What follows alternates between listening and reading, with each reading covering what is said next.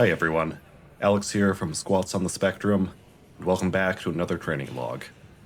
We are officially closing out the final week of this high-volume hypertrophy block, and the data from these training logs is giving me some incredible insight into systemic recovery, managing fatigue, and preparing the body for a massive strength block. Let's break down the execution. We kicked off the week on Monday with heavy high bar squats at 315 for 4 sets of 8 reps.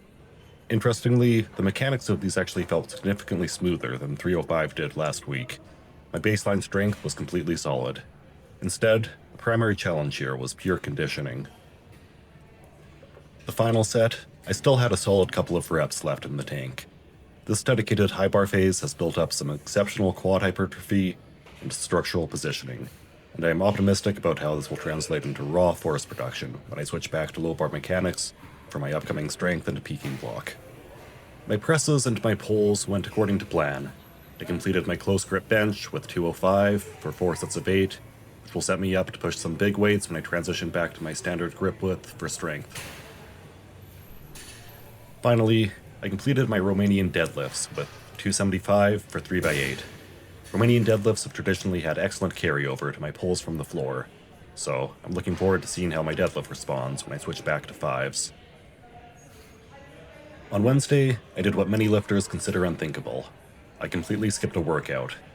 My training logs showed severe accumulated fatigue, and my nervous system simply didn't have the full bandwidth to push through even a scheduled light day. When you hit a recovery wall, the most logical decision isn't to force your body through a junk volume session. It's to optimize your parameters.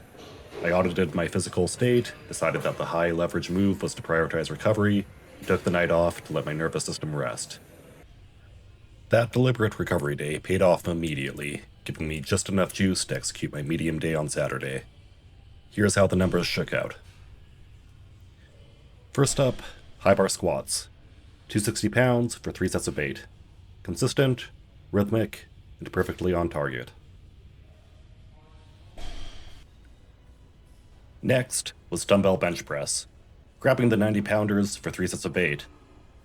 This was an absolute limit effort by the final reps, which is exactly the mechanical threshold you want to hit at the tail end of a hypertrophy cycle.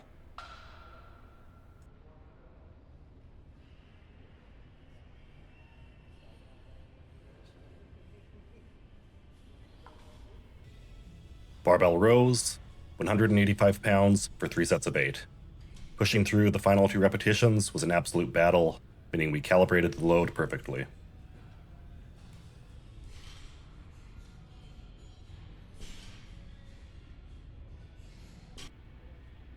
Finally, on JM press, I had my redemption.